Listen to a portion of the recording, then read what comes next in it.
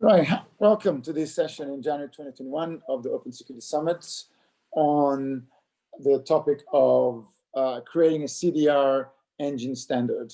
So CDR is Content Disarm and Reconstruction, which is a technology that a number of companies use, including Glasswall and OpSWAT, Deep Secure, Portiro, and a bunch of others, which are basically a technology that takes a file, breaks it apart, and then rebuilds the file into a good state. So the idea is to, instead of looking for a particular type of malware, a particular type of things, you almost get the file to a good state that you know is secure, right? What we're trying to do here is try to come up with a standard way to measure the different types of CDR that's out there. So this is a nation technology. There's not a lot of good standards. Basically every kind of vendor is making it up, right? In terms of what they do, which actually causes a problem because, we don't have a good way to measure things. But also we don't have a good way to show the value of the different engines, show the value that we give to customers, and also show the different options that you have, because the idea here is to create secure files, right? The idea is to actually save files, to create files that, the users can click without caring. It's all sort of, removing the responsibility of the user to make sure that the files that they're opening is actually secure. So we want to make sure that by the time the file reaches the user is actually in a known good state. So we did a good session last month, so which is the one I show on screen. You can see there's the video there. Paul actually create a set of slides where we start to looking at the multiple kind of types of file complexities, the multiple types of matrices that we can actually use here, and the multiple kind of vectors that you can look at this. One of the things that's interesting is that there was this article that actually came in Bose Publishing a couple of days ago from one of the CDR vendors, Portiro, and he's kind of trying to describe this, right? Which is actually quite cool, right? Because it's starting to provide information. What does it do? What does it protect? And then starts to come up with interesting ways to almost define this sort of, type 1, type 2, type 3, which is, exactly what we're trying to also do here, right? Is try to come up with an industry standard way to defining what it is, so that, we can then, as we add multiple languages and you have, multiple types of support, exactly what type of support exists. So getting an example on Glasswall, we support, 30 plus file types, but, there's differences between them. Some are very mature, some we don't do, the same level as we do others. And some of it depends on the file format. So some file formats, actually, there's a limitation of how much you can do, but also sometimes it's just the maturity of the engine, because not every engine arrives at, a super mature state. And then, so that's something that, we want to make sure that we got a good mapping on this.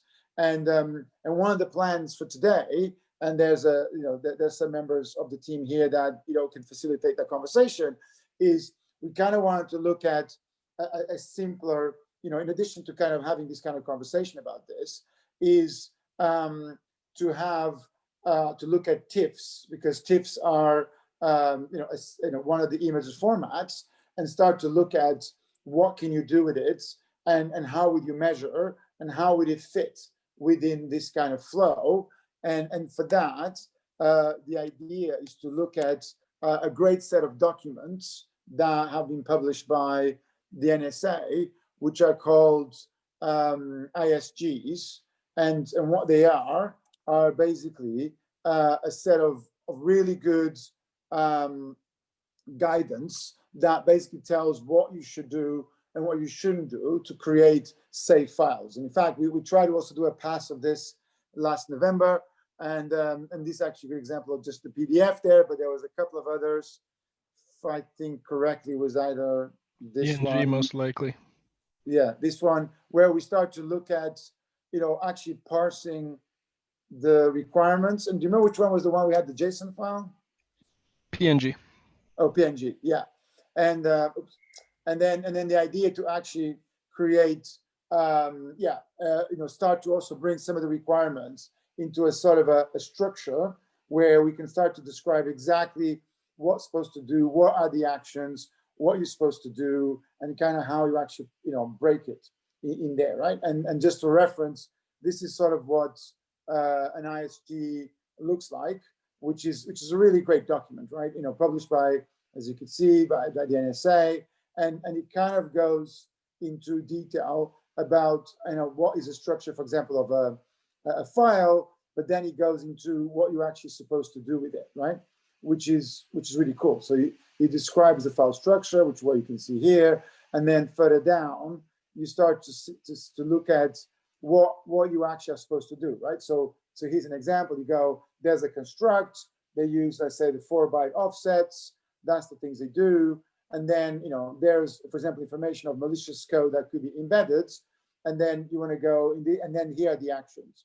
So what I like about the ISGs is that they already represent a great body of work that says, here's a file, here's the errors in the code that the malicious stuff can exist, and here's a set of actions that should basically be done on those.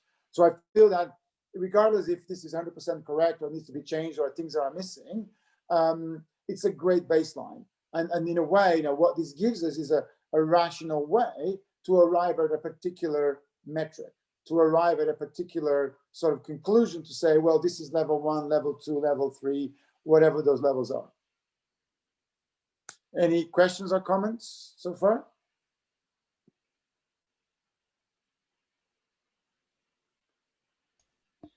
So far, so good, I think. All right. So I think a good one to start, and being a bit cheeky, but is actually looking at this, right, and seeing, like, do we agree with this, right? Because I want to give some feedback, and I'll go back to some of these guys, but we have enough CDR experts on the call here, right? So if we were breaking this into CDR type 1, type 2, type 3, and and of course clearly that this was created by a vendor who made sure that type 3 is exactly what they do, right? So, which is okay, fair enough, right? They wrote the article, right?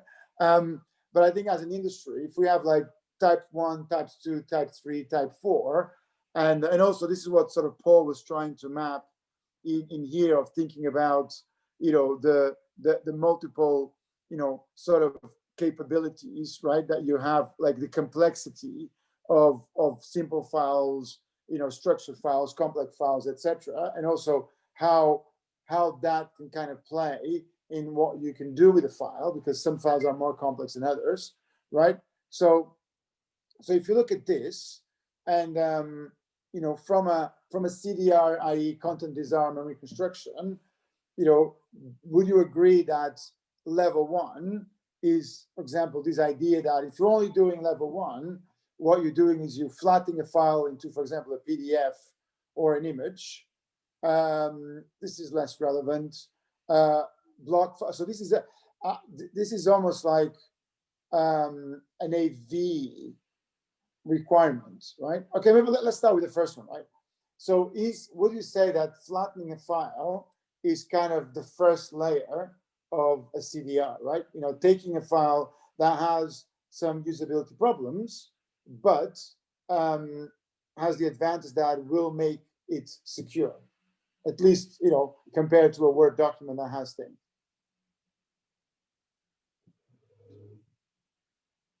When we say flatten, we meaning transform them to PDFs, convert them to PDFs? Is that correct?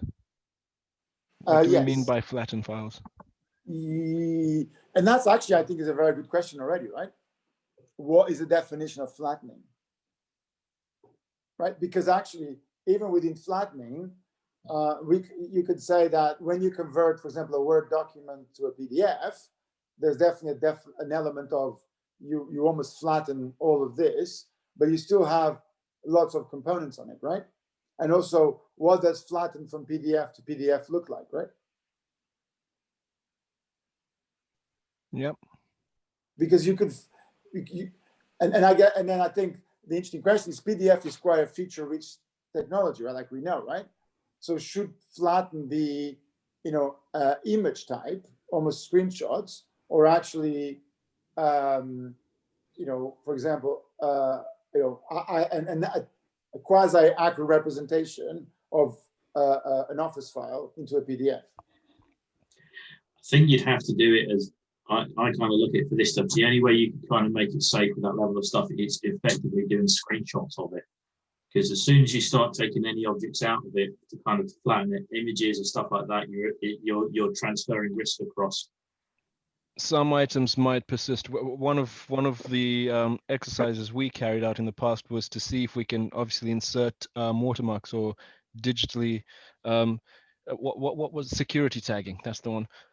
And we were looking at ways in which we can have content basically survive transformation. So I think there's an element of that would make it across. So is it, as Greg says, I think the most secure way would probably be screenshots.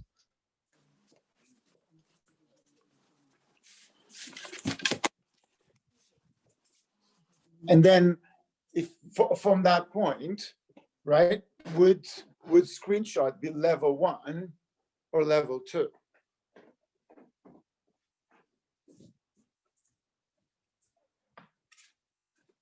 Right? So which one are we saying is more secure, right? I think screenshot would affect the usability of the document, right? Yep. It would mean anything that was editable before no longer is, right? It's just a way to view or visualize that document. It's only if you don't intend to interact with the content anymore. But if you went to a PDF, right, how much interaction do you still have with the document? From a Word document, for example. We know that we can obviously convert PDFs to other formats that then make them editable, and you've got tools to manipulate PDFs. So it's a little bit better than an image, I'd assume. Yeah. And it kind of makes me think that one of the metrics that you almost want to have here, which I don't think is captured in here or in Paul's original set of mappings, is almost the usability of the file, right? Like almost how much do we destroy the file structure? Yep. There's also an accessibility consideration there as well for people that might use a screen reader. If a document has taken a screenshot of that, then that accessibility is gone. That's another audience that doesn't then have access to that content. Yeah, correct. Because accessibility goes out of the window, right? Once you, but also, yeah, and also it means that anything that was hidden on metadata and stuff like that, some of them can actually persist.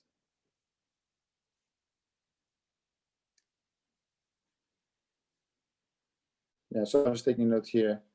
Level 1, level 2. So it's almost like you almost need different types of flattening, right? So you got 2 types of flattening, which is one that you actually go to screenshots, right? And the other one that you actually go to a PDF that has all the elements intact, right?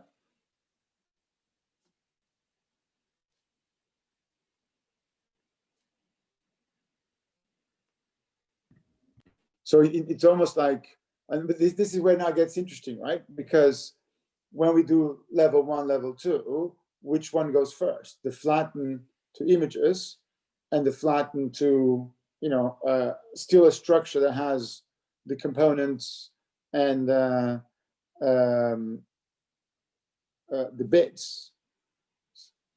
Which one goes first, right? Because actually the images are more secure than the other one, in a way. But in this particular case, you're looking at the first item in there, which is usability and end user experience. So you're almost trying to find the best of both worlds, security and usability in this case.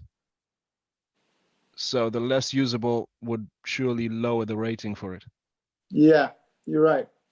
Yeah, so in this case, what we're saying is that almost like you got the flatten into an image, and this is quite interesting, right? Because the challenge when I read this, right, is to say, if you look at CDR, let's say this type 1, type 2, type 3, type 4, well, type 3, right, in this case, when they talk about usability and experience and retains full file usability, then that means is, for example, if you have macros or JavaScript, then that should stay there, right?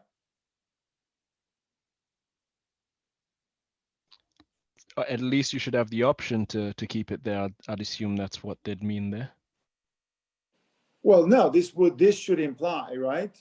If you have CDR level 3 or level 4, right, which is basically, you actually have the retained full file usability. It means that the macros, whatever the macros are there, should still work. Which completely disregards CDR type 2, right? Which it says removes active content, which would include macros. So the last one almost makes the second one obsolete in a way. It just but I guess what Dennis means is it's evolved. You've gone from almost blindly stripping out all that active content to actually inspecting that active content and ensuring that it's also safe. Yeah, that's right. Okay. So it's almost like an improvement for each type. Yeah. Yeah.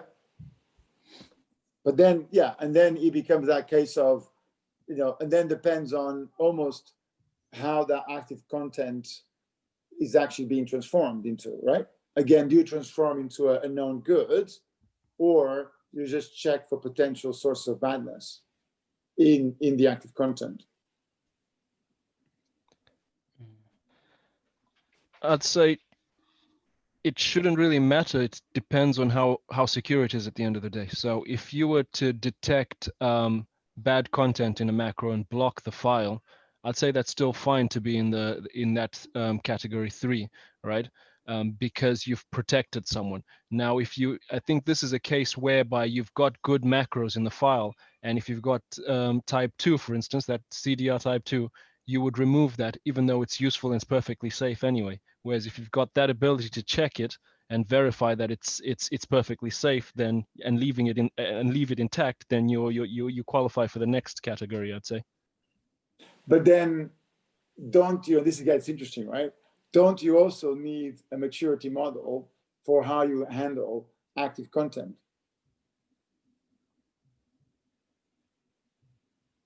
Because there's a difference between a macro. So if you think about it, right?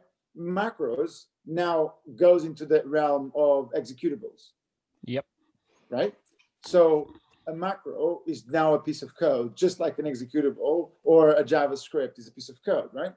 So now we can say that when you have, macros, the code or the active content, right? The active contents, what you now have is this ability to say, are you just doing regexes, right, on it? And then are you doing modeling? Are you looking for good, or are you looking for bad, or are you rewriting into known good? I get what you mean. Seems quite granular at this point, if you were to go into that depth. But that's where it becomes relevant, right? Like the challenge of these things is that there's a depth that you have to go until you hit points of diminishing returns, right? Because or else, remember that the point of this is to also provide roadmaps, right? It's to provide an understanding of what you can do. Because, it means that, for example, like if you are parsing, right, a piece of macro, right? Now it matters what language the macro is built in. Mm-hmm. Right? It matters if you can model or not what the macro is actually doing. Mm-hmm.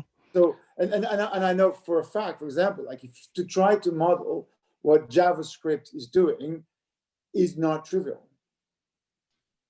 Yep. Right? So if the macro or the active content is written in JavaScript, right? to actually model and to say this is a safe piece of JavaScript, that is not a trivial piece of exercise. Let me ask you a question, a different question there, Dinis, if you don't mind. What if you would allow the user that created whatever the file to upload the contents as he knows them, and they are valid to a location that will be retrieved later after the file will be sanitized? So this becomes a two-step process, right? I create a PDF and I have, no, not a PDF, let's grab an Excel spreadsheet. Yeah. All the macros there, they tend to be the problems as I understand them, right? So I'm the user. I know that this will be all filtered out just because the place that I'm going to put the PDF might be compromised. I upload it into a secure location, or the macro as it needs to be. And then the file reconstruction will actually grab the safe location, which is like MD5 hashed or another way hashed, and reconstructs it with that content inside of it. Yeah. So basically you're saying that, actually, well, the concept of whitelisting macros. Yeah, because in the conference a couple of years back, what I heard, the criticism that I heard was that, yeah, but my macros need to work and you're filtering this out. So it doesn't actually resolve my problem because I don't want to go myself and have to add all of the macros for the user, But if the user or, at creation time or uploading to whatever safe location where they will share it, those would actually be stripped out, placed in a safe location, hashed. And when you distribute the file, you rebuild the macros as they were actually initially created. Then, am I adding complexity here without adding protection? I'm wondering. No, I think it's one of the flows. I view that. I think I rewrite that a little bit. I think what you're describing is to say that if you are as an author, right? Let's say a developer that's working for a company, you want a place that you can actually upload your macros so that when the CDR engine is processing the macros, it knows where to go and verify, right? Whether those macros that we're seeing on the PDF doc or on the Word document or Excel document are actually valid. Exactly. Yeah. Right. Because because basically the business requirement is that in a way business essential content stays there. Exactly. Yeah. Then it's version. You could version it even. Oh, absolutely. Right. Of course, there's lots of things you can do once and this is quite interesting, right? Like once we can actually remove active content from documents, right? There's a lot of great stuff you can do with them, right? Because version control, authorship, all that jazz, right? And understand exactly, right? But then you get into the realms that nobody who writes macros and words does that today, right? Or very few people, right? True. I don't even know, is there a Git for macros? I'll be surprised if that exists. You never know.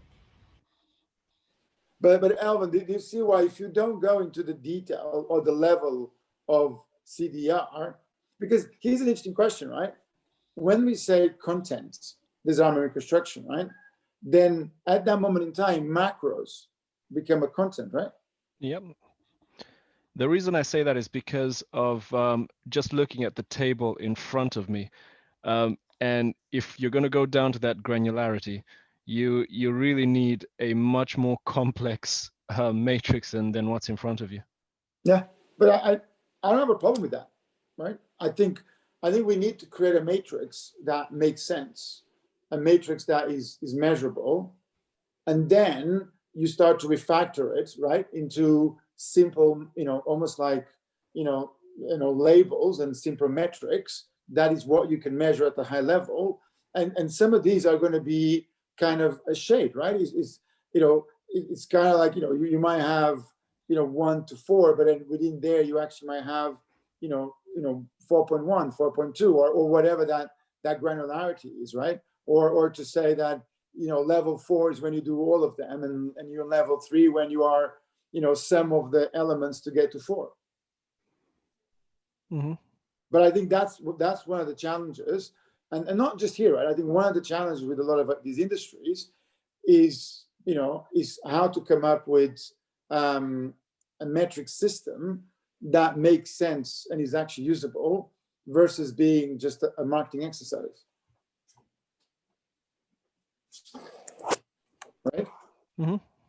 And that's, so yeah, I think what one, for me, the interesting already outcomes of this is this idea that, you know, if as we evolve, like if we're going to say that we want to retain and if that's the goal, to retain full file usability, i.e.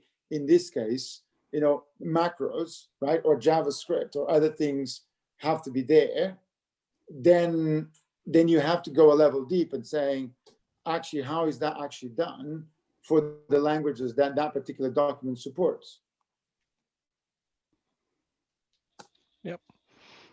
Because if you don't do that, you know, how do you know the level of assurance that you get? Does that not mean that it's better to approach this from almost that ISG depth instead of from the higher level? Yeah, because I think you kind of they need to be compatible, right? So I think we need to have a set of top level metrics that we can arrive at, right? Which will give you that level 1, level 2, level 3, level 4 of the engine. But you know, one of the things that Paul was kind of tackling here was this idea of the complexity, right? So if you have a simple file, right, can you have level 4? What does it take to get level 3 to a simple file, or level 1, you know, whatever, right? If you have a formatted file, if you have a structured file, a complex multi-part file, like how does that, you know, changes the level of almost compliance level that you have here. And the thing that's interesting about this is this ends up creating a matrix that you can then start to make risk-based decisions, right? You could say for certain environments, they won't allow certain type of complexity because you can't validate it. And it's almost to say, so let's say that, you know, a particular business wants to have, you know, level, whatever, you know, wants to achieve this, right? But the full usability, but their engine they're using only supports, you know, Office and some Office, you know, languages that can be written, or supports, you know, or doesn't, you know, or just have the whitelisting bit, then that, you know, but for some things, right, then that means that depending on the risk level of the client or the use case, you might let some files go through and others don't go through. Yep. So let's just kind of go through this, right? And I feel that the other thing that's interesting about here is sort of the difference between the you know, what is a feature of the engine and what's the feature of the solution, right? So for example, if you look at the next one, password protected files, it's an interesting question of this is almost invisible to the CDR engine, right? Because this is almost a workflow that happens on top of the engine. In a sense, yes, partly. Right? Because, for example, password protected files, you know, what that means, it means that, well, I guess maybe it's a feature of the engine, right? So it means that the engine is able to receive a password for the file. It's quite an interesting one on the password protection, because you've got kind of two levels, haven't you? You've got password protected to update and password protected to read. So you could kind of make a call as, do you really want something that can go in and update something that was password protected to read? That might be an interesting question, but yeah. And the other interesting thing about it is with some of the document types, you've almost got different levels of encryption to the document when you password protected, depending on how you decide to do it in the application. So there are cases where a CDR engine can actually remove the password from a file and give you a unprotected file on the other end. Yeah. And in your case, Greg, you know, like Well, CDR to read, then the only thing you could do with it is to actually flatten it, right? Yep. Because you need to modify the content. Yeah.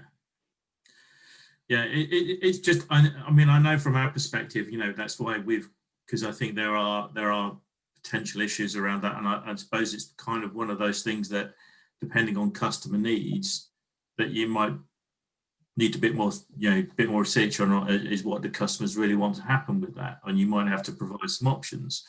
I mean, I suspect for a lot of those things, a lot of file types, yeah, technically it's possible to kind of effectively what we're saying is, yes, we can bypass the passwords on your files. You know, that might not necessarily be always palatable to some customers.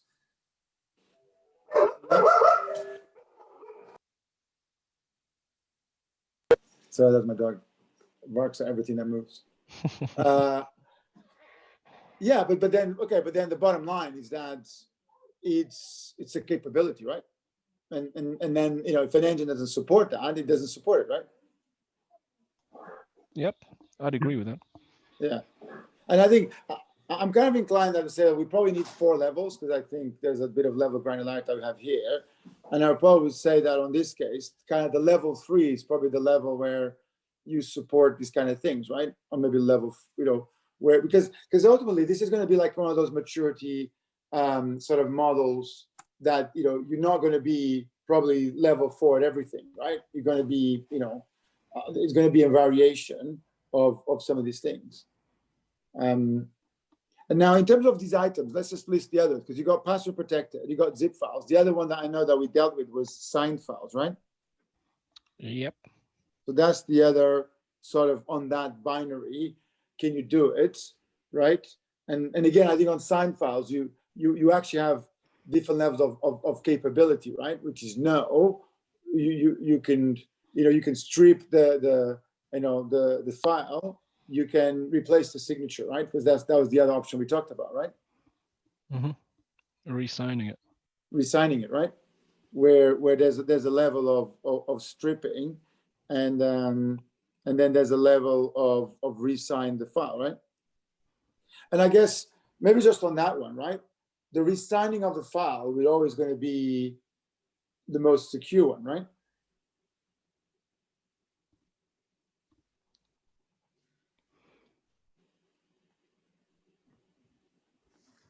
I would say so.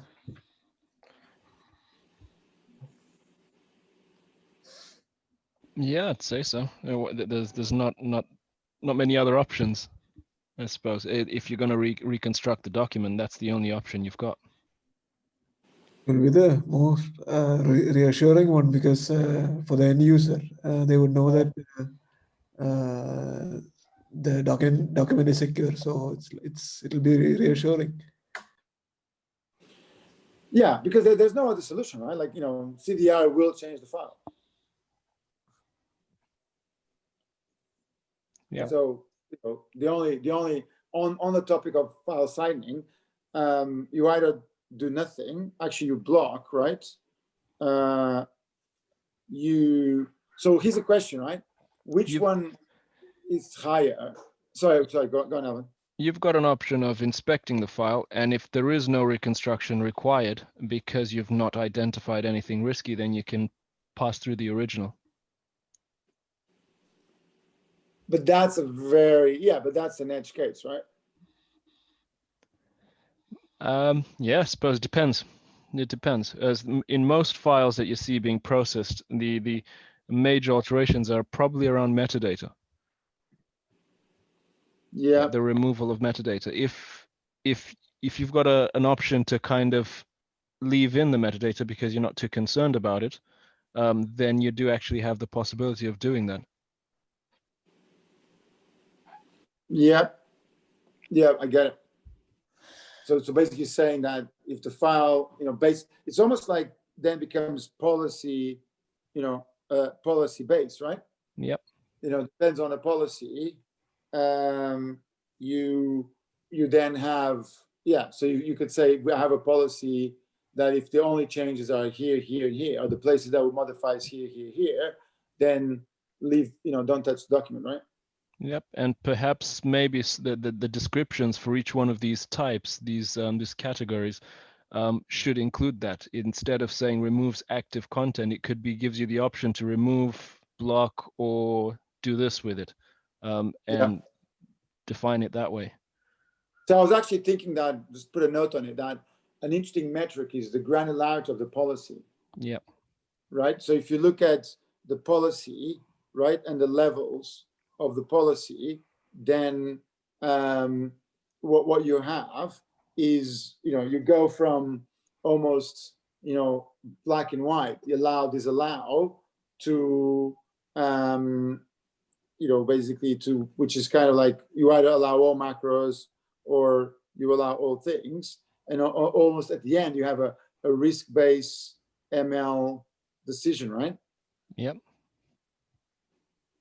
Which is basically, we, based on machine learning and or even a risk-based metrics, you let the file go through or not, right? Based on how that works.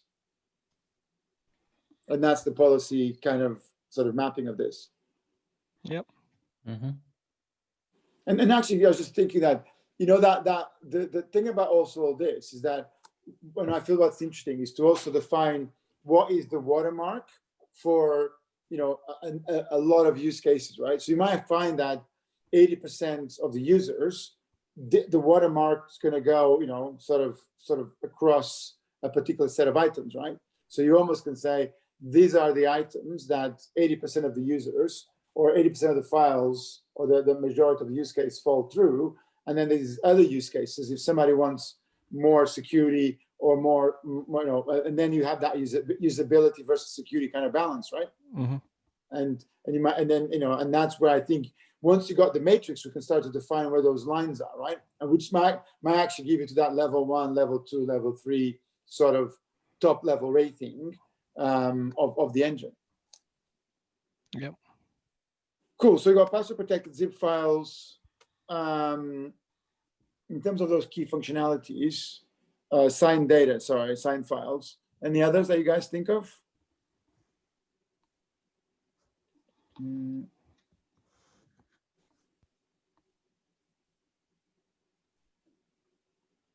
Okay.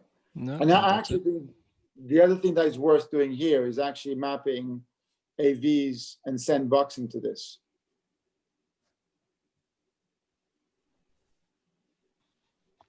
So the other thing I kind of mentioned to add into the password protected zip files and file things is the other thing that I know is always sometimes an issue is how it handles embedded file type not supported. How it handles what, sorry, Greg?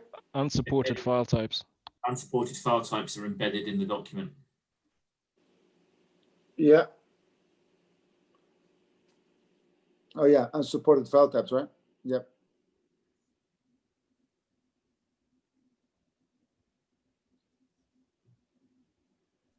Yeah, because so do you remove them? Because I think the question is either you remove them or you leave them, right? Yep. And then, in this case, we want to remove, right? It depends again on what you're looking for, right? Is it usability or not? Yeah, that's the balance. Yeah, and that's why, in a way, this becomes a graph, right? Because for every of these nodes, it's almost like you're going to have multiple weights, right? And there isn't a simple, if there was a simple answer, right, we would have it already, right? So I think, it's going to be that balance, right, between, security and usability, right? And on every one of these, there's times where the engine can make the usability go up. There's other times where, from a security point of view, you have to make the usability go down, right? Yeah, but the question is, when you want to then sort of identify where your engine fits by using this to evaluate it, that changes depending on different circumstances. If you get what I mean, different policy configurations, etc. So when you're almost defining this, you have to define it as a set of options that you can either select or or not, and that tells you whether that CDR technology is mature enough. It should have the capability to switch it on or off, if you get what I mean. Mm-hmm. Absolutely. But look, it's almost like the DEFCON levels, right? It's almost like what risk level are you operating at the moment in time? Mm-hmm. Isn't it? Well, this goes back to what you showed, Dinis, last time we had when we were exploring the security exploits. If you go back onto your CDR page, I think, sorry, not that one. It was where we defined the ISG protections, and we had different risk levels. Which one is that one? Not this one, I don't think. You mean on the ISG? It's the. Let me see if I can post it on the chat. It's where we collated all the ISGs on our own file trust website, and then we had a link on there. Yeah, this one. So if you scroll down to the end, the security exploits, and we went through an exercise of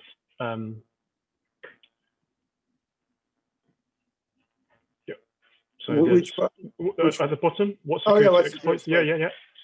And then there's an interesting exercise. Oh yeah, you're right. Yeah. And then we went through the ISG risk, and it all and the vulnerabilities. Slides 4 and 5 were quite interesting.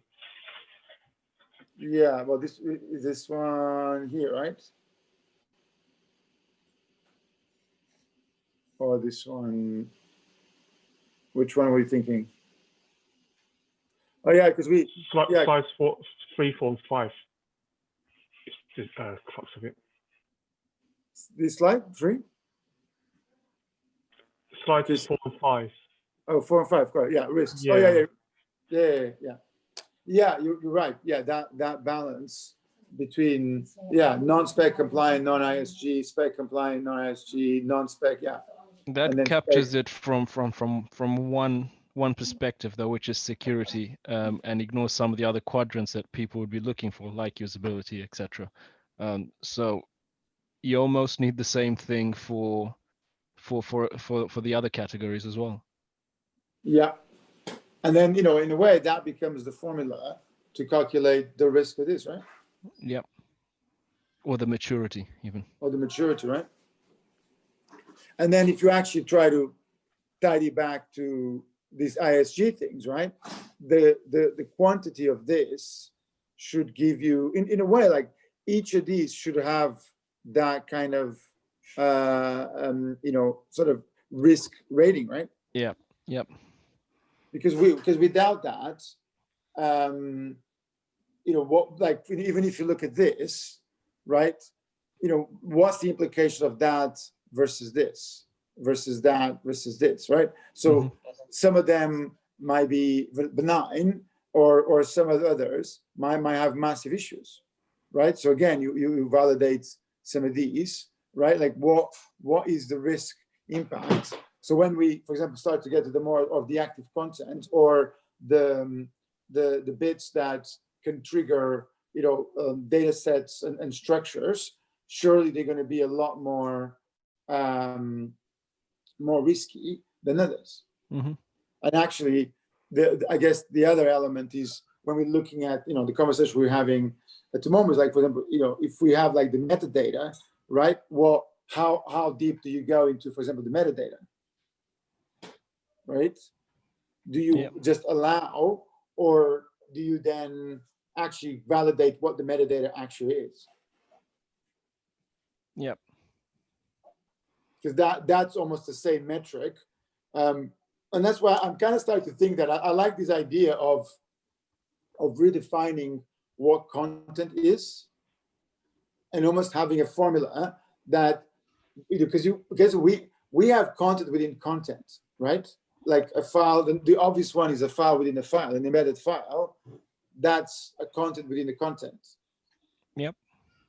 But if we start to apply a content more generically to any stream of data that has a structure, then we have content. We can say that okay, macros and JavaScripts are content, but also metadata is content, and comments are content, right?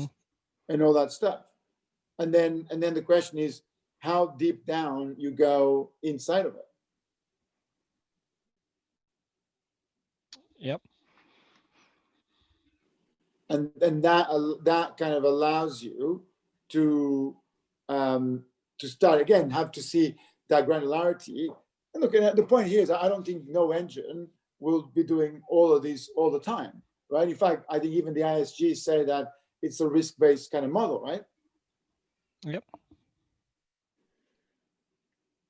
Yeah, but we kind of need, and so the idea of the TIFF, which is this one here, is to maybe use this one as an example of trying to create, almost one of these for TIFFs, because it's a simpler file type, right?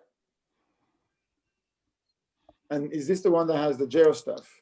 Yeah, it does. I think it's towards somewhere in there. You should be able to find the recommendations for GeoTIFF. Oh, okay, cool. Yeah, so that's oh, there you go, for the GeoTIFF specification. There you go, right? Yeah, and then there's the So it's interesting. So it's interesting to see, like, so in this case is disclose sensitive location information, and so that's a good example. Like, validate the value of this field conform to accept a whitelisted value, right? So in this case, you can actually have white list of locations, or you actually might have a list of the actual correct values for geotag codes, right? Yep. And I guess it goes down to the thing that Andrea was mentioning, which is if you have do you have the ability for them to whitelist locations, right? The same way that you can whitelist macros.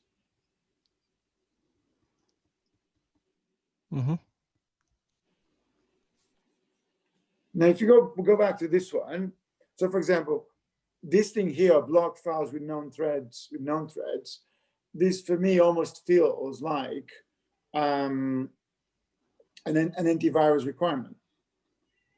It does. Right? Because you would need to know what the threats are. Yeah. Because by design, right, the CDR would basically not, it's almost like by design, CDR doesn't look for known threads, right? Yeah. I was going to say it's really CDR, it blocks files with unknown threads. Yeah, because actually even CDR type 1 will block files with unknown threads in this case. Right, if you flatten the file, if the file has a macro, has a buffer overflow exploited in words, it won't, that unknown thread won't make it, right? So what do you think templates mean? Original potential malicious template retain. So this feels like, is this macros? Yeah, so this feels like macros, right?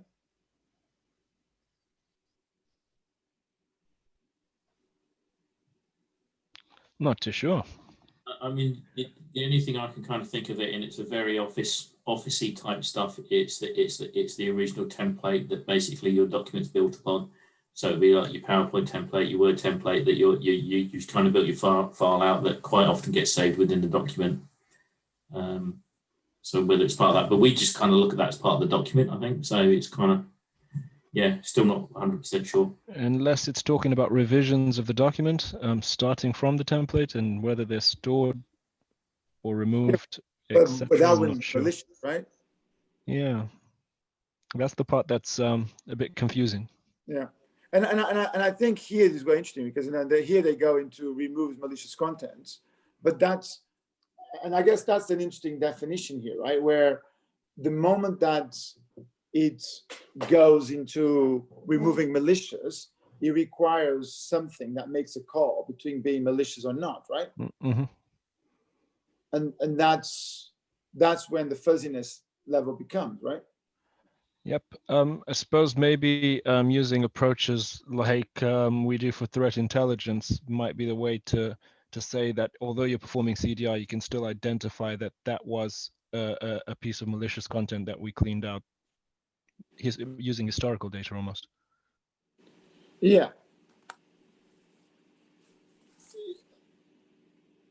Because otherwise, from a CDR perspective, again, you just wouldn't know that.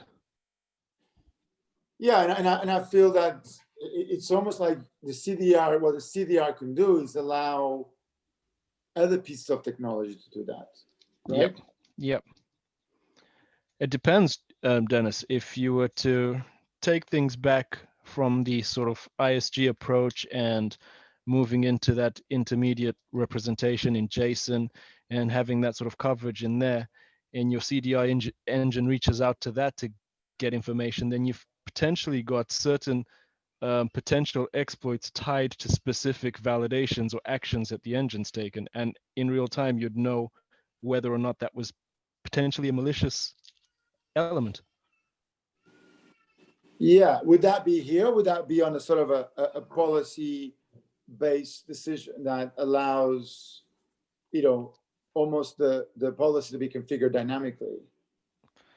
It depends. If you've got a feed into your engine somehow, then it can be within the actual CDR technology itself. Or the CDR solution, right? Yeah. Yeah, because I think that's, because as soon as you hit into detecting known bad, right, you actually need a separate engine to make that call, isn't it? Yeah. And I guess that's an interesting property, which is, almost try to distinguish between what are, well, I guess is AV, of badness detectors, right? Or, bad detectors versus, rebuild. And versus actually disarm, right? Because I guess that's where you got the thing, because the word disarm implies that you are what's it called?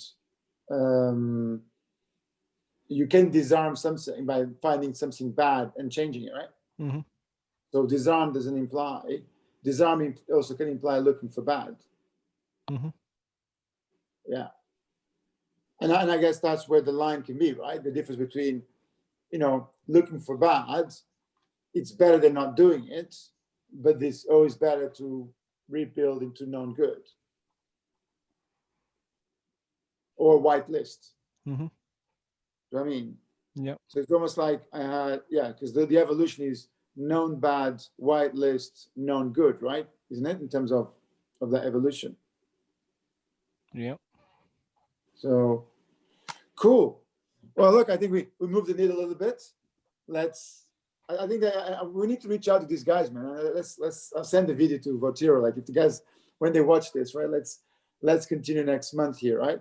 Because I think it would be good to evolve this conversation and start to look at some examples, even multiple tools, but actually even some capabilities that exist, and start to because idea this should almost be on a JSON format, right? So we can actually play around with this and start to manipulate it.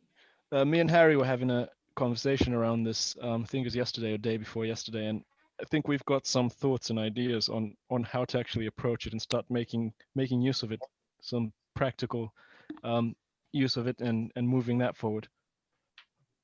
Cool. All right. I think that the nice way to wrap this up. So I think it's going to be one of those where we'll continue next month, right? And we'll take it from there.